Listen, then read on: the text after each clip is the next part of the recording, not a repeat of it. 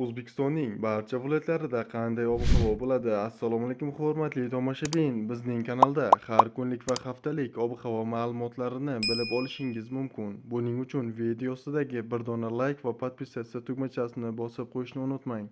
Like bosgan insonni Allohim doimo qo'llasin. O'zgidromet markazi 16, 17, 18 aprel kungi ob-havo prognozini e'lon qildi. Unga ko'ra havo biroz bulutli bo'ladi, ba'zi joylarda qisqa muddatli yomg'ir yog'adi, momaqaldiroq bo'ladi.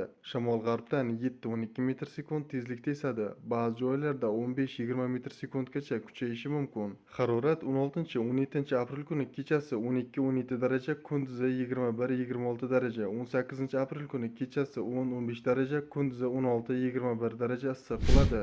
Respublikaning tog'li va tog' oldi hududlarida havo biroz bulutli bo'ladi, ba'zi joylarda qisqa muddatli yomg'ir yog'adi. 17-18 aprel kuni ayrim joylarda kuchli yomg'ir bo'lishi, momaqaldiroq kuzatilishi mumkin. Shamol g'arbdan 7-12 metr sekund tezlikda esadi.